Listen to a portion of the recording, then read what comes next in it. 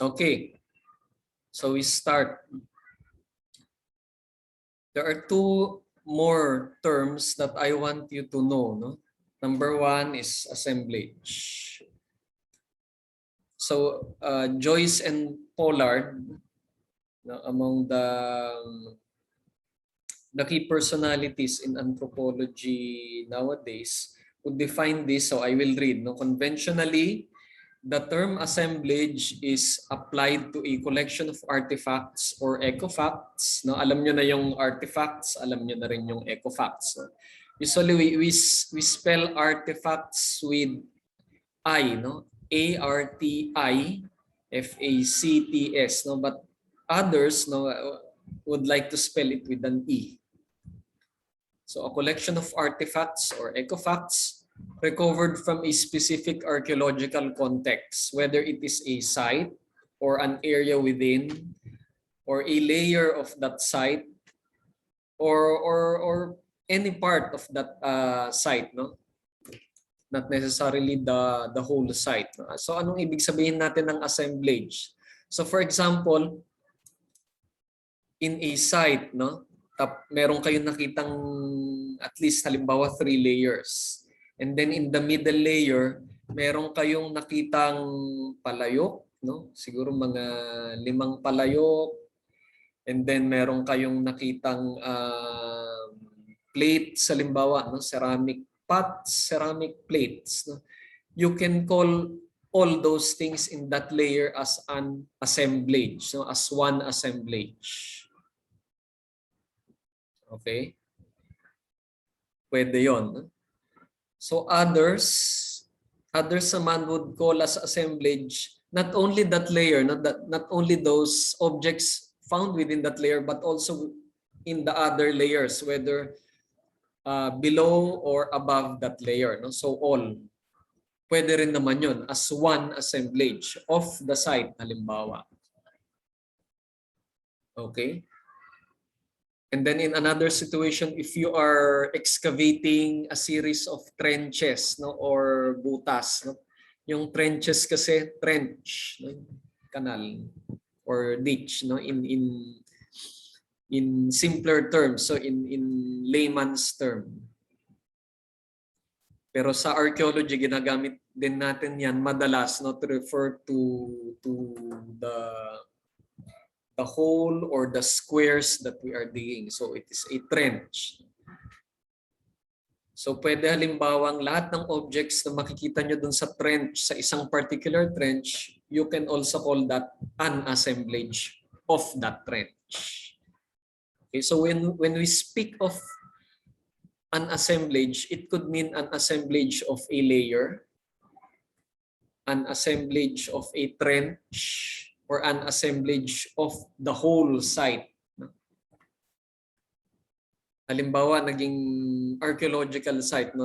Isang archaeological site ang UP Baguio, we can talk of the objects that are found there as the assemblage of the site known as UP Baguio. Sometimes though, they also refer to assemblage as, example lang yun na make believe, no? Hindi tayo sigurado kung meron, baka nga may archaeological ano doon, artifacts, no? Pero ano yun, no? Just imagine, no? For example, if we are using our UP Baguio as an archaeological site, no? In order to demonstrate how we use this term. Or yung mga iba naman, for example, if you would talk about one layer, no, a single layer of a trench, and you found there objects such as ceramics and also human bones, you could also refer to only that set of ceramics as an assemblage and the human bones as another assemblage of that particular layer, of that single layer. So iba-iba yung gamit ng assemblage. Okay, no? Pero conventionally, no, when we speak of assemblage, ito yung ano natin, yung tinutukoy natin, itong definition na nakalagay sa harap. Okay? So that is the term assemblage. Another one would be archaeological culture. So in modern times, how would you delineate cultures? Halimbawa, based on what we have discussed in your Anthropology 100. Paano nyo nalalaman na yung isang kultura ay dito lang yung hangganan tapos ito ay iba na namang kultura? Sige. Sino ang gustong magsabi ng kanilang mga naiisip tungkol dito? How would you delineate cultures?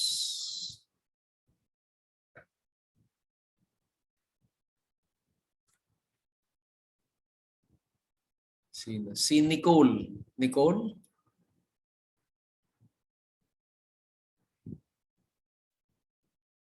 Yes, sir. Ah, Pwede pong pakaiulit yung tanong po. okay. So sa Antro 100, no, you have been talking about cultures, di ba? Halimbawa, cultures in the Philippines. No? Halimbawa, Nicole, taga saan ka? Saan ka, anong locality ka ngayon? Sir, lumaki po ako dito sa Dasma po. Saan Cavite, yan? sir. Sa Dasmariñas, Cavite? Cavite po, sir. Yes po. Okay. So halimbawa sa island ng Luzon, no? How would you say or how would you delineate or where would you set, no, the limits halimbawa of the Tagalog culture and sabihin na natin Kapampangan culture? Sige. Sir, I think for me, yung parang line po dun is, line between is yung different set of beliefs po nila. For example po, in how they,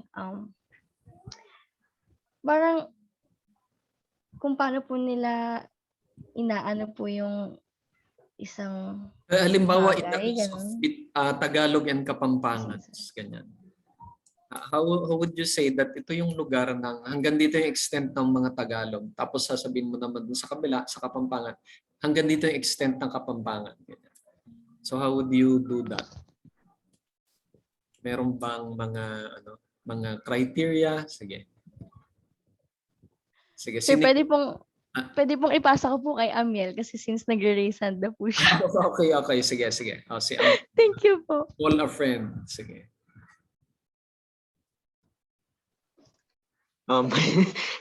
Hello po. Since I took Antro 170, I'll source my answer na lang po from that.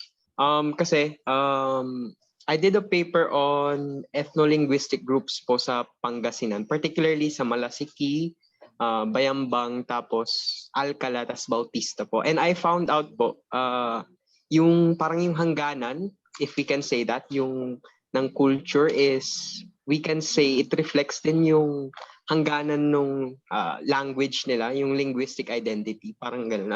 I conflate that sometimes, yung linguistic identity and cultural identity. Kaya in that paper po, sinabi ko yung practices ng Bayambang, practices ng municipality ng Bayambang, yung cultural identity and linguistic identity is nakukulong po siya doon sa mga places who speak Pangasinan. Pero since yung kabilang municipalities, Alcala, they already speak Ilocano predominantly. I conflate that as well as being a reflection of Ilocano culture. Kasi po, if we, let's say, see yung pati dun sa I'll just use yung cuisine, yung pagkain nila doon, yung diet nila doon, which iba yung pagluluto ng pinakbet dito sa Bayambang sa pagluluto sa Alcala and Bautista, ganun po yung mga Ilocano Ano niluluto municipality. sa Bayambang ang pinakbet, by the way? Yung ano na yun? Or yung difference dun sa Ilocano speak. Yung ano lang po, because essentially po yung pinakbet is parang pinalambot na gulay. And pares lang po doon, pero iba yung term na gamit nila doon, which reflects kasi iba yung term, iba yung language na ginamit to refer to that specific dish. I guess it reflects yung hangganan ng culture ng dalawang municipalities, ng dalawang ethno-linguistic identities po. I think does that answer your question, sir? Sige, pwede na. Sige, bigyan naman natin ng chance. Thank you, Amiel. Si Aldous is raising his hand. Sir, just to add lang kay Amiel and to simplify.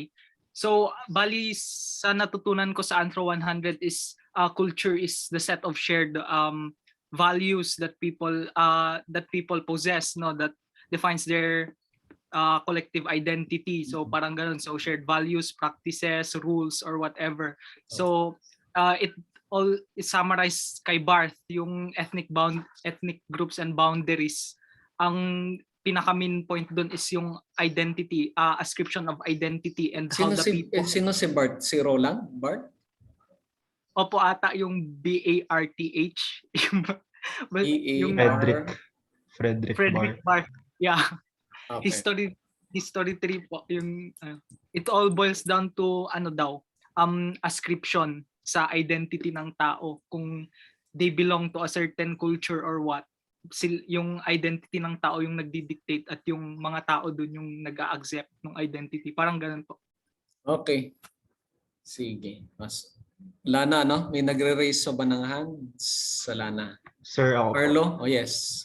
Sir, dagdag ko lang din po kay Frederick Barth. Parang nasabi niya po na yung boundary natin is based on social organization. Pero po, pasok po dun sa social organization yung cultural traits nga po na nag-a-assert at nag-define po dun sa sinasabi rin ni Aldous na ethnic identity nga po. Okay. So parang dun po papasok yung boundary. Okay. So nakikita nyo na, so thank you. Nakikita nyo lahat na, well, hindi lang yung mga nag-raise ang hands, but siguro karamihan sa inyo, nakikita nyo na the way we define the extent of cultures nowadays, in particular, for example, in our country, in lowland society, lowland societies of Luzon, halimbawa, is through language. Kasi naman, pag sinabi mong ritual, halos lahat naman pare-pareho na ang ritual, at paniniwala. The way they halimbawa do everyday things. Maliban lang, for example, in some aspects like maybe cooking, ganyan. Yung the way they cook food.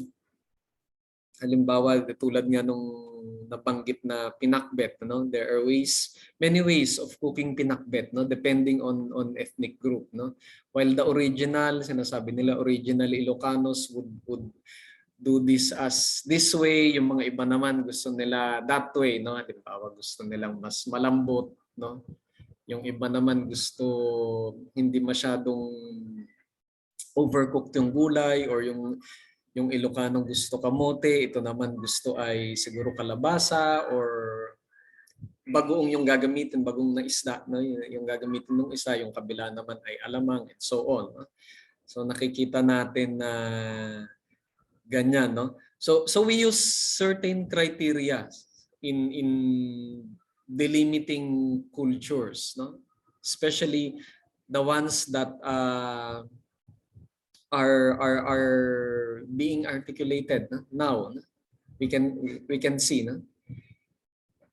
hindi katulad halimbawa nung unang panahon na mahirap yon, yung mga cultures na nangyari, or isinabuhay nung unang panahon, mahirap na nating makita yan na ginagawa. Therefore, we rely on the physical remains, and that would be through artifacts, ecofacts, other archaeological materials. So, titignan natin again yung characteristics ng artifacts. those artifacts, for example, that we use as criteria to represent an ethnic group, saan ba ito, hanggang saan ba nakakaabot ito, no? Or for example, meron din na a particular artifact pero nag-iiba siya ng form, no? One artifact but varies, no? That particular artifact varies in form according to locality, ganyan. And according also to time. Okay, so it could manifest in different forms horizontally, no, in space, and also vertically through time. Okay, so dito natin dinedefine yung archaeological culture.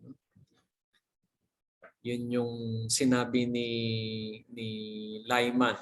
At dito rin natin nakikita kung paano na i-relate yung archaeology as a subdiscipline of anthropology. Lalong-lalo na sa American context.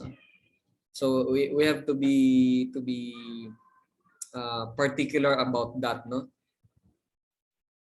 Yung four-field subdivisions ng anthropology ay kinikilala within the American context. Pero sa Europe, iba. Okay, hindi ganon.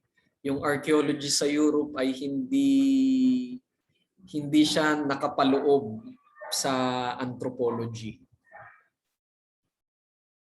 So, mas malapit yung association ng archaeology halimbawa sa art history. Ganon din sa history. Yung anthropology medyo malapit halimbawa sa biology.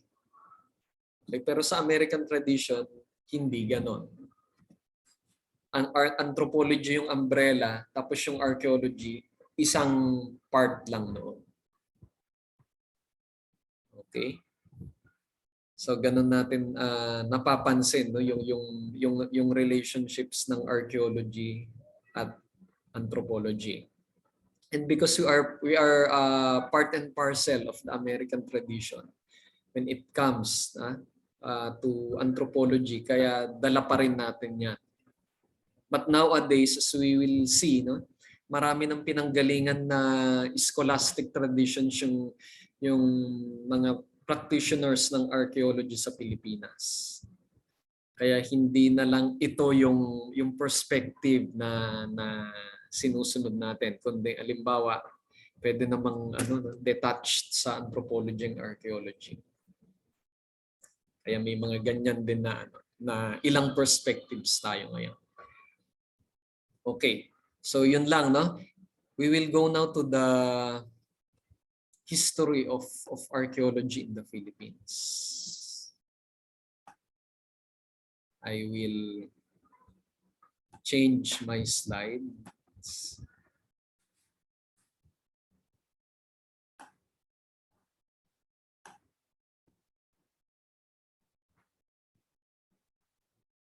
Okay, nakikita ba ang slides ko?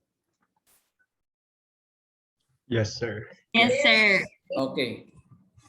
Siguro itong taong ito kilala nyo na magmula pa noon. Sino ang hindi nakakakilala kay Bayer? Siguro lahat kayo kilala nyo na, no? Kasi pag mula pa noon, nung elementary kayo, ito na yung palaging binabanggit, no? Very well associated with the history of archaeology in the Philippines. But not only archaeology, no? Anthropology as well, the whole discipline of anthropology as well, as was practiced in the Philippines during the early phases of the American occupation. Okay? Pero bago yung American occupation, yung American colonial period, umatras muna tayo ng konti. No? During the Spanish colonial period, ano kaya yung nangyari noon? No? May archaeology kaya? No? Well, sinasabi nila meron naman. Okay? May mga ilang reports na nagkaroon ng archaeological excavations, halimbawa, no? Hindi lang ng mga Kastila, kundi pati yung ibang Europeans, no, na pumunta sa Pilipinas. No? And they were allowed, no, by by the colonial government to do expeditions in the Philippines. So at that time, no, during the 19th century, this was the era, no, where nation states are being built. No? Pag sinabing nation states, the countries, the state or the country that as we know it today, no, yung mga ganyan na itsura ng polities. So for example, the United Kingdom, no, as an empire was at its height. No? It was an imperial power that has surpassed the previous imperial powers like the Spanish Empire, no, which is by then waning. No? Lahat ng mga colonies, halos lahat ng colonies ng Spain ay unti-unti nagiging independent or kumakalas na. No? Yung karamihan sa colonies nila sa Latin America, for example, no, Mexico has separated from Spain, and also the many parts, no, many other parts of Latin America, also not only Central America but South America as well. Yung mga naiwan na lang doon siguro Puerto Rico, ganyan, and then Cuba, no, iilan na lang, no. Also the Philippines, no? Philippines, and then the Pacific Islands like the Carolines, no? Guam and the Marianas, so which were part of the Philippines, no? By the way. So ito na lang yung mga naiiwan. No? Portugal too has been declining, no? Matagal na. No? Yung Brazil ay naging independent na rin, no? That time. So ano na lang yung mga empires na the Dutch too held Indonesia. Pero after several years more, they would be forced to grant independence to Indonesia too, no? and their other colonies. Ang France ganun din, no? Pero ang makikita natin sa Europe, itong mga merong mga doon, no? Meron silang ito yung era ng nation building of the modern nation state. Halimbawa, Germany, no? Germany was born out of a collection of many kingdoms, no? So halimbawa, Prussia, no, was integrated as a powerful, no, single state. Ano pa? Austria too. And then France, no, 'di ba? Dumaan yan kay Napoleon, no, which became an empire. Tapos after that, no, tuloy-tuloy siya, no. So these were the powerful countries of Europe at that time, no. Great Britain, United Kingdom, also France, no. The maritime powers, they were building collections at that time. Hindi lang yung nila, no, yung economy yung pinalalago nila, kundi yung lahat ng aspeto ng kanilang bansa, no, even their educational system, their culture, no. Pag sinabing culture, ibig sabihin yung nila, yung anong tawag nito? Yung arts nila, the arts, the education system. So they were on the run to build museums, no? So museums at that time have begun as yung sinasabi natin na curio cabinets, no? It started in the homes of the rich, no? Yung mga elite families, because they were the ones who are able to afford expeditions. So they go to other places and then collect things, no? Lahat kinokolekta nila, no? Hindi lang mga jars or mga pots, archaeological materials, kundi pati human bones, no? Human skeletons, mummies, even animals, even live animals, plants. minsan pati tao, no, iniimbita nila, no, from Africa at inilalagay sa circus, no? So ganun yung curiosity nila during that time, no? And the beginnings of the museum, no, is reflected or was reflected in this eccentricities, no?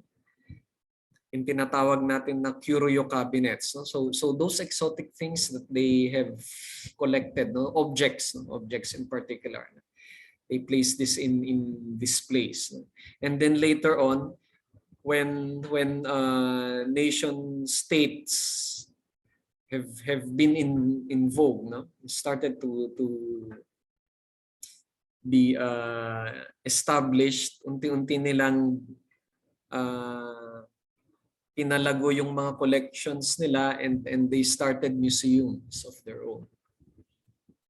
So for example, Spain was building museums, but hindi kasing husay halimbawa ng Great Britain at saka France.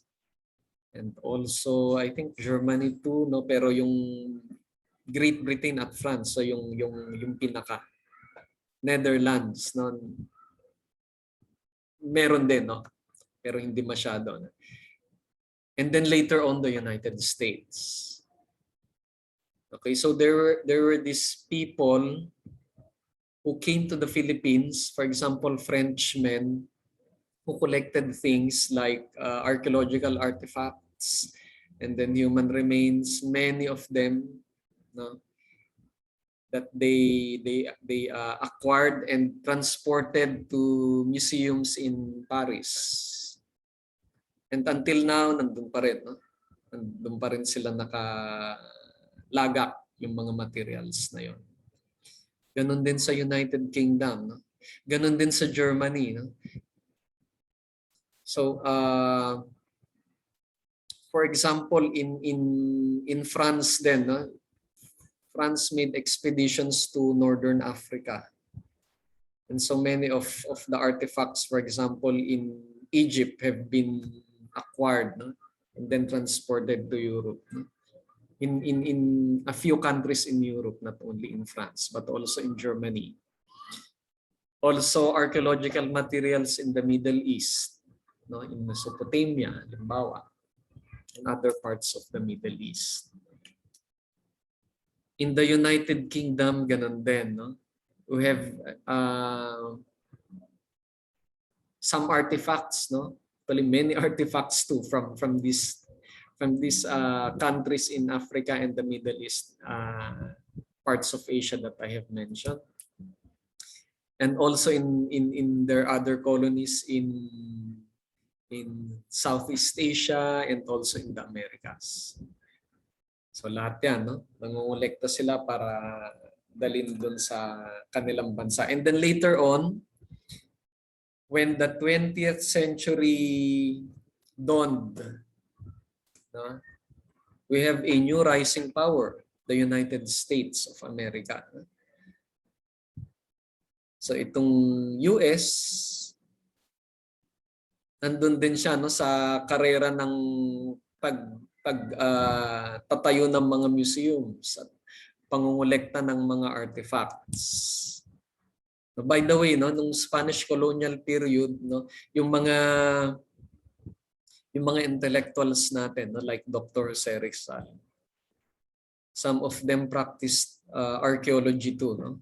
They are not really known for archaeological work, no, but they have done bits of archaeological activity.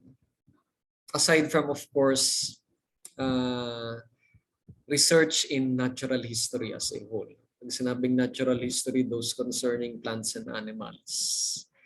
And many of them have also studied medicine, like yun nga, Dr. Jose Rizal.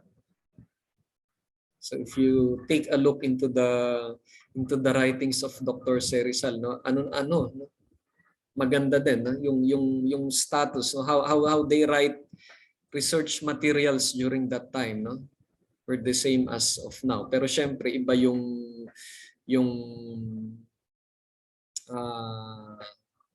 yung alam nila no tungkol sa mga bagay-bagay. Like halimbawa sa medicine, iba yung paggagamot nung mga panahon na yun, 19th century. Pero the way how they describe, how they look and investigated things no masusi din. Katulad ng mga ginagawa natin ngayon. Okay. Chat message. So Portugal also has a colony. One of the major colonies of Portugal is Brazil. Meron din, no? But I am not familiar with the repositories in Portugal. Aside from Brazil, there are also colonies in Africa and also parts of India.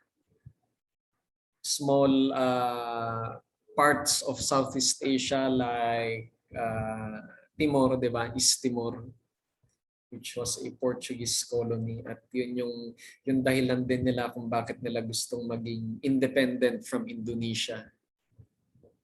Ano pa? Macau, di ba? In China.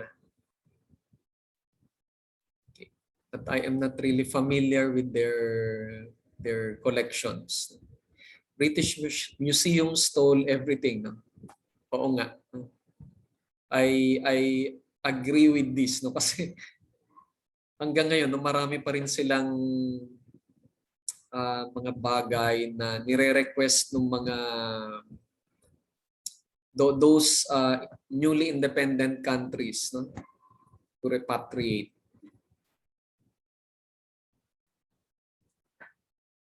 Okay, tama behavior. So, ano yung tama behavior pala?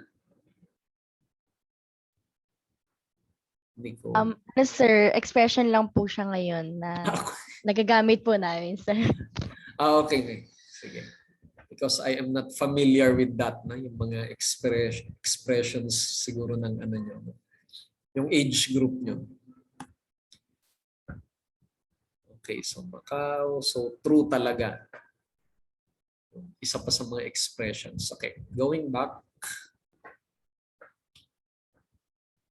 Okay, so pasok na ang mga Amerikano sa Pilipinas. Si Otley Bayer was not really an archaeologist by profession, pero unti-unti na rin siyang natuto. No? Kasi wala namang ibang gagawa ng archaeology.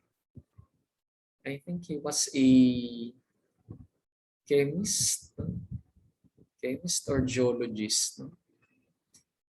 Pero dahil siya ang naatasang gumawa ng anthropological survey sa Pilipinas noon, kung kaya't lahat ng concerns ng anthropology ay kailangan niya ding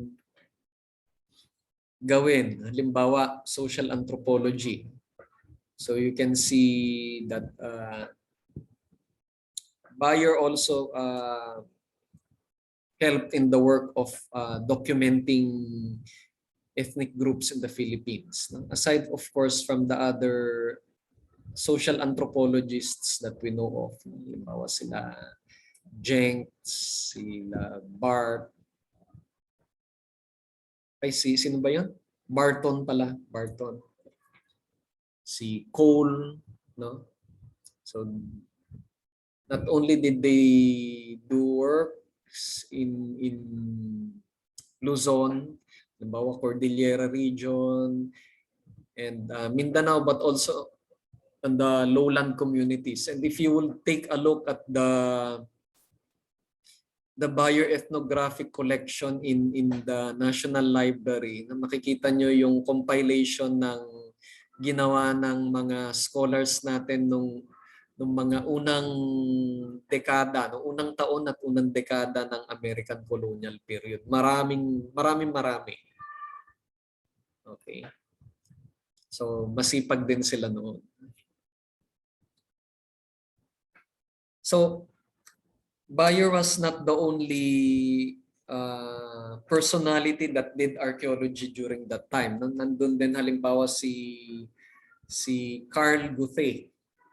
Type ko na lang dito sa ano. Guthe is Guthe, yung surname niya. Yun na lang, sinabi ko na. He also explored some places here in the Philippines like the Bicol region. I think yes, he also. But I think mostly in the Visayan region, no, pumunta si Carl Guthe. So he did some explorations there.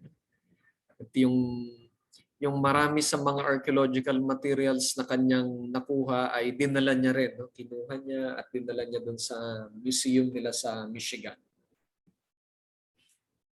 Okay.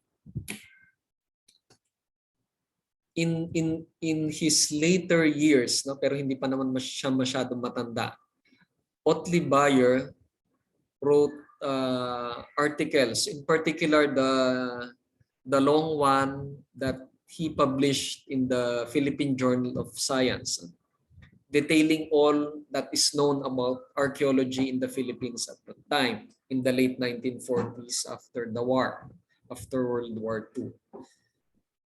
Kasi many of those archaeological materials were destroyed during the war, no?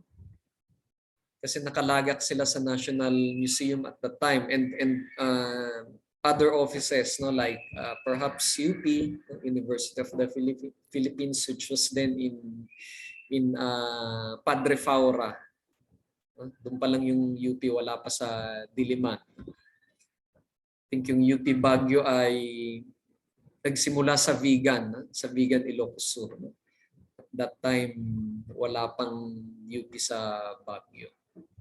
Okay, but the main campus was in Padre Faura in Manila. Okay, so dumating yung gera, karamihan sa mga buildings natin noon ay nasira, no? Kasama na yung National Museum at perhaps yung mga ilang offices pa tulad ng UP, which were repositories of artifacts. So the ones that were left, no, these are the objects, no, that were not destroyed by the war, no. Pero yung mga reports naman ni Bayer ay nandyan pa rin naman. So ito yung kanyang pinublish at inilabas dun sa Philippine Journal of Science. So until now, this is the one most important article that we refer to whenever we do archaeological excavations, because at that time they have been doing archaeological excavations even before the war. No? Not all of them were participated in by Bayer. Most of them were detailed in reports that were given to Bayer. May mga gumawa halimbawa ng ilang explorations. And many of these were not really archaeologists but investigators of other disciplines of natural history like zoology. Halimbawa yung mga zoologists natin, they did some explorations to research and to catalog reptiles halimbawa or fish or other kinds of animals, and then in the process they chance upon an archaeological site and then report the archaeological artifacts that they come across. Okay, so ganito yung sitwasyon nung mga panahon na yon. Si Bayer meron ding mga students ito, no? May ilan halimbawa na naging anthropologist ng UP, no, later on, no? Some would also be foreigners, no, like Dr. Wilhelm Solheim. Dr. Wilhelm Solheim was a student of Bayer. Originally, he was not an anthropologist. No? His undergraduate, I think, was on the mathematical sciences. No? And then when he was in his prime years, no, he did duties during wartime, no, here in Southeast Asia. Kaya siguro napamahal siya sa Southeast Asia dito sa Pilipinas. So he is known as Mr. Southeast Asia, hindi dahil sa sumasali siya sa mga bodybuilding contest and those sorts of things, pero because at that time he was one of the foremost personalities, if not the most, if not the foremost personality who knows about Southeast Asian archaeology. And in particular, the one who focused on the Philippines. So he did excavations in Masbate and in other places. And he did some theorizing, no, on the Metal Age of the Philippines. So during his graduate studies, he specialized in anthropology, no? Kasi pag kumukuha ka ng anthropology dun sa US, kumukuha ka ng Bachelor of Arts in Anthropology or Masters of Arts in Anthropology, at ang major mo, kung pipiliin mo, yung archaeology. Seldom do they have a Bachelor of Arts in Archaeology. But most often their Bachelor of Arts, no, is in anthropology and not in archaeology. So major lang nila yung anthropology, tulad nung ginagawa nyo ngayon, no? So you study muna anthropology in general, and then later on, if you want to specialize in archaeology, saka nyo yung pipiliin as a major. Ganon din sa kanila. Until now, ganon pa rin. Ha? So si Solheim, ganito ang ginawa. Okay. He was teaching in the University of Hawaii, no, in Manoa. And then when he retired, he became a lecturer in the UP Diliman, no, at around the late 1990s. No. So naging professor namin si Dr. Solheim during that time. He died, hindi ko na matandaan, no? I think within the last 10 years, no? I was there in his room a day before his demise. No? Hindi ko alam na ayun nga, no, na mawawala na pala siya, no, in several hours to come. Nung binisita ko siya dun sa room niya. Kasi tinanong ko siya na kung kumusta na ba siya, ganyan. Kung nakainom na siya ng gamot niya, and did he want to be sent to the hospital? No? Sabi niya, okay na daw siya. Okay. Pero marami siyang na-contribute sa Philippine archaeology, no? Up until his death, no, he was still writing, no, a few years before his demise. At nakapagturo siya ng ilang mga subjects sa archaeology sa UP Diliman, such that there were many of us who became his students. So this tradition from Bayer, no, to Solheim, and then to the younger generations of archaeologists in the Philippines, at least nandun pa rin, no, tuloy-tuloy, no. So we can see at least we can say the American tradition being passed on to the present generation, no? But not only that, meron ding European tradition that has been spreading in the present work done in archaeology in the Philippines. Kasi may mga ilan na sa atin, halimbawa, who have done their studies in the United Kingdom, also in of course in the US, and also in Australia, and there are also some in New Zealand. So there is diversity nowadays in in the practice of archaeology in the Philippines. Okay, so I think we should also not forget Dr. Longacre. No? I don't know if they also mentioned Dr. Longacre to you. No? He is an archaeologist, but he was an archaeologist. No? He has also passed away a few years ago. I think a few years after Dr. Solheim. I don't know, parang 2017 lang yata si Dr. Solheim. No? 2017, 26. So a few years, hindi siya 10 years ago. No? Nito lang din. No? And then after some time, si Dr. Longacre naman. No? So Dr. Longacre is not only a practitioner in archaeology, but also one of the big names in American anthropology as a whole. So he was an advocate of the thing we now call as ethno-archaeology, if you are familiar with that term. No? Ethno, tapos idikit nyo sa archaeology, no? Ethno-archaeology. That is a method in archaeology. No?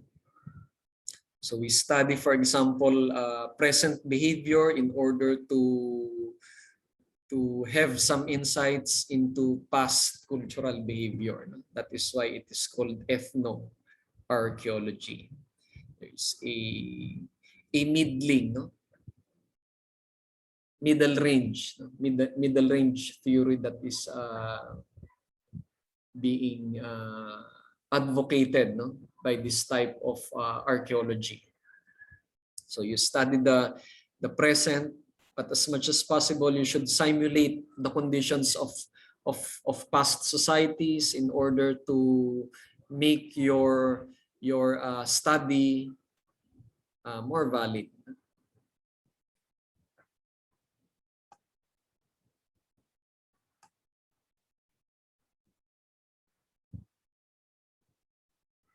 And then we should also not forget Dr. Robert Fox. Kilala niyo na siguro si Dr. Fox, di ba?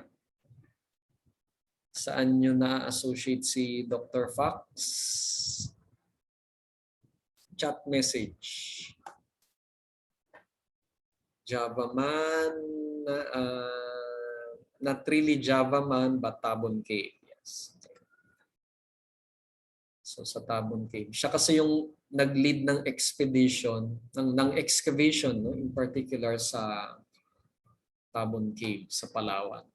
But not only that, he also did some excavations in other parts of the Philippines, like in Batangas, in the municipality of Calatagan. If you are familiar with Calatagan, no? Yung mga Batanggenyo or siguro yung mga nakatira sa neighboring provinces ng Batangas, like in Cavite or in Laguna. Kasi Calatagan is known for, the neighboring municipalities of Calatagan are known for its beach. Lalong-lalo na nung mga nakaraang mga taon, matagal na. Yes. Si Eugene Dubois ang sa Java man. Yes. Okay, thank you, Nicole.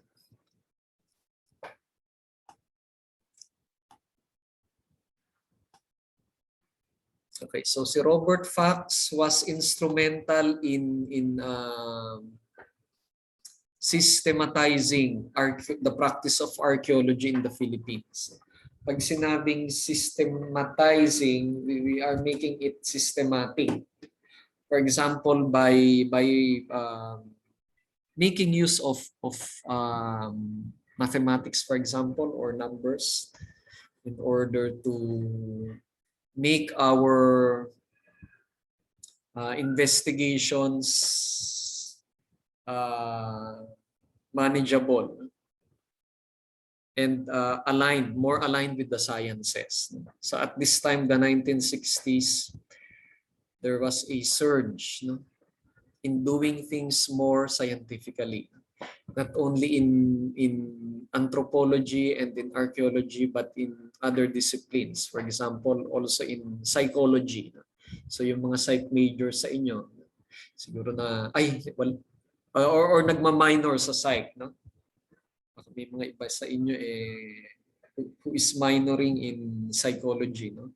And maybe some of your professors there, no, have mentioned that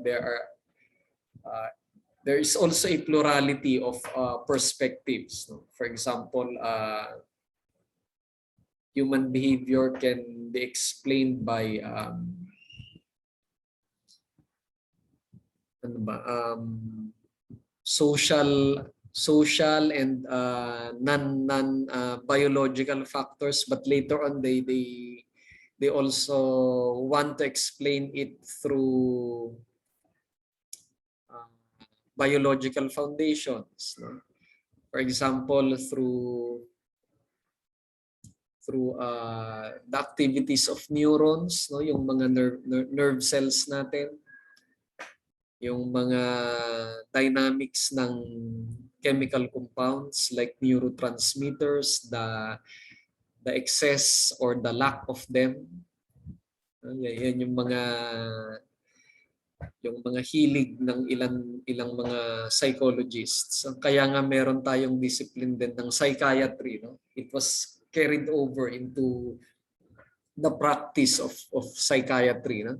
So the psychiatrists give drugs, no? Neurological pharmaceutical medications to counter, for example, mental illnesses, because they have that perspective that our behavior and our moods, emotions are chemically based and biologically based. So the same is true with archaeology. There is a movement, no, that attempts to make archaeology more scientific, no? Yun yung ano nila, no? Yun yung the fashion of the academe during that time, no? I am not saying all of them, no, but there is a strong trend towards that. Chat message again. Meron pa bang okay, wala.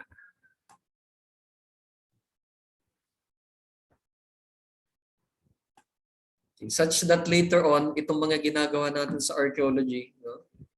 So now we have included measuring as a mainstream practice, measuring the location of an artifact within a trench. When we say location, not only the spatial location of it, but the depth, also the depth, yung vertical axis.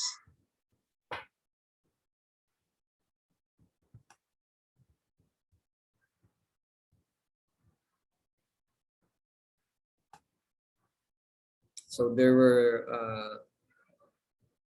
conferences, no? This was how the Philippines, no? the academic atmosphere, no, in terms of archaeology was in the Philippines during that time, no? In the 1950s, some of the conferences, international conferences, were being held in the Philippines. Actually, the government too, no? There is some well, the practice of archaeology, no, would be made possible if the government too has a hand, no, or participates, no, or is supportive of that. So for most of the time, no, supportive naman yung ano natin, yung mga administrations, no, the many administrations, no, from the time of independence up to the later administrations, no. So in particular during that time, no, we have the itong practice, itong time ni Fox, no. Dito nagsisimula yung administration ni Marcos, no. While siguro naman, no, dun sa history nyo, binanggit na Marcos was attempting to build a powerful state during that time, no? So he did it in many ways, no? Hindi, and often with no regard to human rights, no, or to the welfare of some of the citizens. Although kung titignan halimbawa natin yung ginagawa niya, halimbawa in support of nation building, no, it was so relevant, no, compared to the other administrations, no? So for example, the Asian Center in UP Diliman was conceived during that time, no, and it was earmarked to be a think tank when it comes to culture, in its role to have a contribution to the building of a nation state. So kasama diyan halimbawa yung archaeology, no, yung studies ng anthropology. I think I have to mention Eflando Hocano. Are you familiar with him? The name, no, Eflando Hocano. Okay, siguro nabanggit na rin sa Antro 100 yan. Pero hindi naman sa minamasama siya, no? Pero siya ay isa sa mga tumulong, no, noong time na yon. To help that administration, no, the Marcos administration, to have that project, no, in nation building. Dahil ngayon medyo ano pa rin, no, the wounds haven't healed yet, no. So minsan, no, I think I have to say this too, no. Minsan people in UP tend to demonize, no, Eflando Hocano for that. Kasi nga he had that participation in those projects of Marcos. Of course, we cannot blame them, no? So, minsan titignan na lang din natin kung ano yung maganda nilang contribution, no? I don't know, no? Si Imelda din naman, no? Ganun din, meron din siyang she has been supportive, no, with the arts, no? Although syempre, no, marami rin siyang ginagawang hindi maganda, no? She might be supportive but at the same time with wanton disregard to other things. Na alam nyo na rin siguro yon, na hindi na natin masyadong babanggitin dito sa ano natin, sa pinag-uusapan muna natin. Okay. So later on, nagkaroon na rin tayo ng maraming Filipino anthropologists or for that matter archaeologists too. Many of them have been educated in the Department of Anthropology in UP Diliman. So chat message again. Yes, Dr. Victor Paz. So I will mention him later. So halimbawa itong si Professor Willie Ronquillo and also Professor Sandy Salcedo, no? Itong nakapula dito. And also itong naka-checkered na medyo peppered, ano na, black and white yung peppered, yung buhok. Sila yung mga archaeologists natin, no? Ilan sa mga archaeologists natin sa National Museum pero ngayon ay retired na.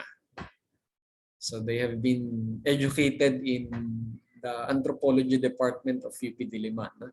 Some personnel in the National Museum have been trained by them, no? So many of these people have not really had the chance to study anthropology and archaeology formally, but through their training and practice, no, in the National Museum, they gained knowledge, no, such that at that time kasama din sila, no, sa mga nagbibigay ng training sa mga younger generation. And then we have Dr. Victor Paz.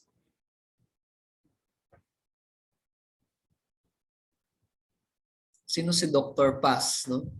Aside from being the one of the key persons who established the archaeological studies program in UP Diliman, no? So merong archaeological studies program sa UP Diliman which is separate, no, from the Department of Anthropology. So that is where I got my master's degree, and I was teaching there sometime before, no, for 10 years. So the archaeological studies program have molded the new batch of archaeologists in the country, and it was through Dr. Paz who made that office possible. Dr. Paz was originally from the Department of History. His training was in history. And then he studied archaeology in the UK, no, in Cambridge, and then has been teaching archaeology in UP ever since.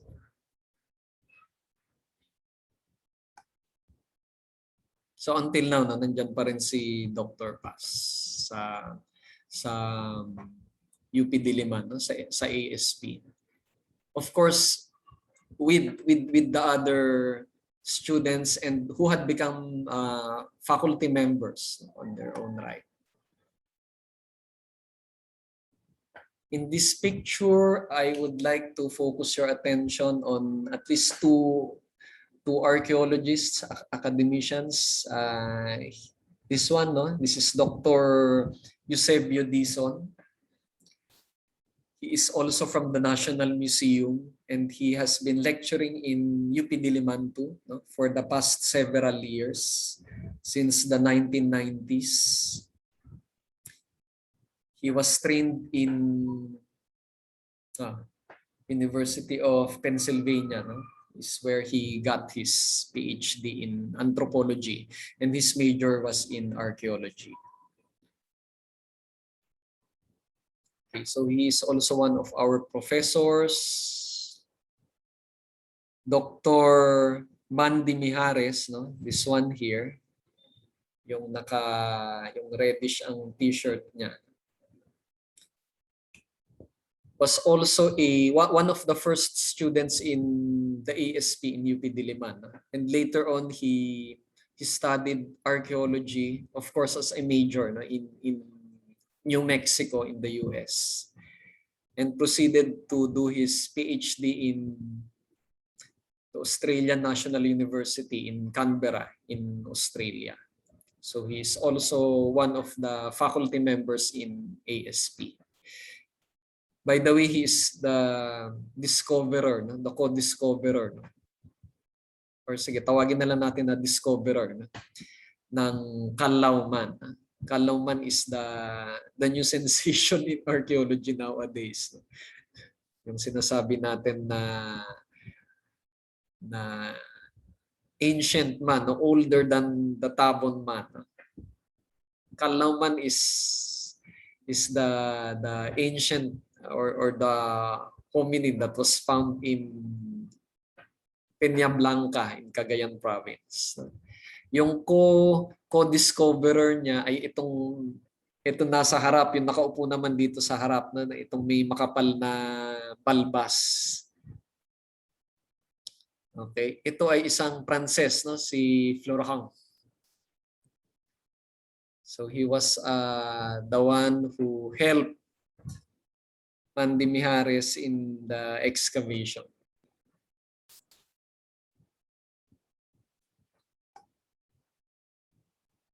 Okay, so I think that is all for now. Do you have any questions? Questions or some comments maybe, or some thoughts about this?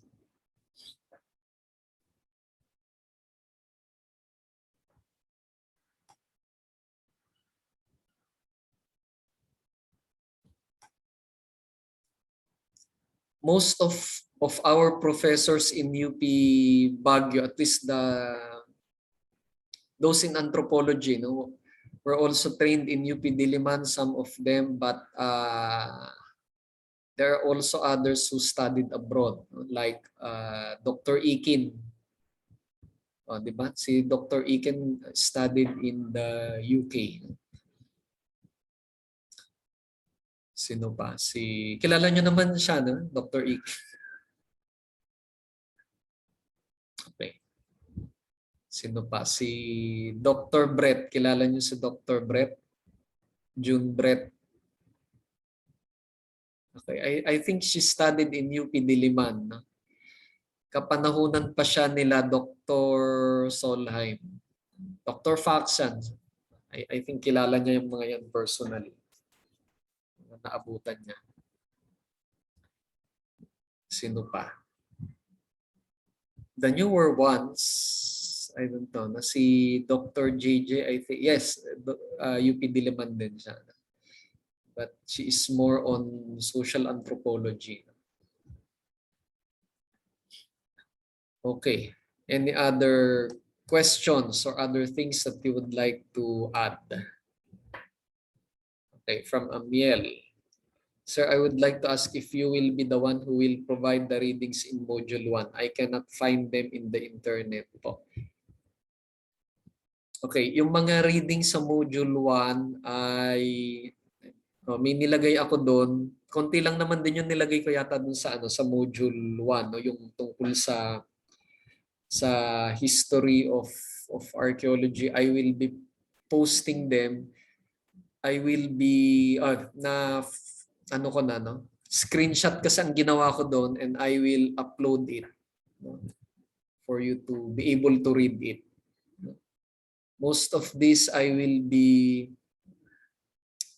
doing a screenshot, except those that I have a PDF copy of it from other sources. Kasi I don't have any scanner here. Alam ko walang scanner itong printer namin dito, no? So I have to take a photoshot of them and then convert it to PDF and then to send it to you. Yung ginagawa ko. So as I've mentioned, yung karamihan nito ay ipapadala ko sa email na lang. Kasi malalaking files ito. Otherwise, if I have done a lecture on this, doon tayo magre-rely sa lecture notes. No? Especially for Module 1, yung maraming topic sa Module 1 have been delivered to you through lecture. Okay, any other questions? Any other questions?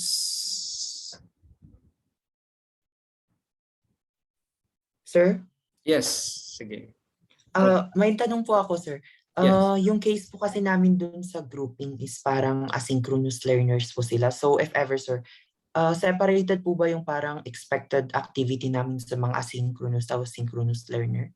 Para alam po namin if ever kung mag-a-adjust kami in earlier or mag-stick na lang po kami sa mga partner namin ng mga asynchronous. Ano yung ibig mo sabihin within this class? Yes po, sir. Doon po sa reporting natin, incoming reporting po natin, sir. Kasi sa reporting natin, niisip ko if you could make a recorded video, mas maganda yon. So yung present, kailangan may at least isa present sa inyo para magpakita ng video na yon. No? At least if the video has been pre-recorded, you don't have to speak, no? Live. Siguro pag may isasagot na lang kayo, no, or may gusto kayong banggitin. But otherwise you can yes. You can present it as is, no? The way you have recorded it. Sige po. Thank you, sir. Minsan kasi meron tayong no, may mga issues tayo on ito nga yung between yung asynchronous learners, no. So I hope everyone here, at least in this class, have a good connection. Hindi ko naman kayo ina-expect na maging present every meeting, di ba? Sabi ko naman hindi ako check ng attendance, but at least you should have some time to download, for example, reading materials or to check regularly the VLA announcements. Okay, so we will not be strict about attendance except, for example, in reporting. At least merong isa sa inyo na mag-a-attend, no? May ganun, no, na naaako ng pagiging present during that assigned date of reporting. Ganon din dun sa mga re-react sana, no? Although yes, we will see, no, kung meron pa kayong ibang issues, we will try to modify things so that we could we can remedy your problem. Okay? Ay tapos sir, ano lang po, tinatanong po ng mga asynchronous learner, nasaan na daw po yung mga recorded lectures? Yes, I will I should be posting them. I should provide them. Okay. So sige. Kung wala na kayong tanong, wala na kayong Sir, ako Yes. po may tanong. Paano po isa-send sa inyo kung sino po yung partner or groupmate? Paki-send doon sa binigay ko sa, 'di ba, yung email ko. Yung nilagay ko doon sa part ng consultation doon sa syllabus, doon yung i-send. Okay po. Thank you, sir. Avoid sending it to my VLE email, no, yung up.edu.ph na email, no, kasi ginawa ko yung email na yon, no, yung binanggit ko doon sa syllabus in particular for our classes, no, para madali ko silang matanggap, no, para hindi sila naghahalo dun sa announcement ng university. Okay? Kaya ganon. Sir, Yes. ayaw niyo po bang GDocs na lang para as one na lang po lahat tapos isang email na lang po makukuha mo? Pwede Para rin. mas Sige. madali po sa I part will mo. examine that. Sige. GDocs. Bale, isa na lang po mag-i-email sa'yo, sir. Okay. Sige Okay. po. Sige. Isusulat ko yun para hindi ko makalimutan.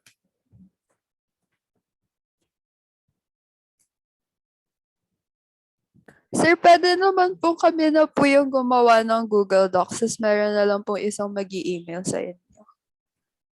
Okay, pwede rin. Sino ang gusto? Kung ganon. Sir, lalapag ko na lang po yung Google Docs sa GC namin. Tapos bahala na lang po maglalagay kung sino mga kapartner nila. Oo. Tapos Tapos paano isend ba ko yun? na lang. Paano ko malalaman yun? Ilalagay nyo rin yung email ko ba? O dun sa Sir, VL? bale, send ko po yung link ng Google Docs sa email mo, sir. Okay. Sige. Sa email ko na lang. Apo, sir. Okay. O, sige. So, kayo na ang mag-usap niyan. Kayo na ang bahala. Okay? Apo, sir. Okay. Sige. Any more concerns? Wala na? Time check, 7:26.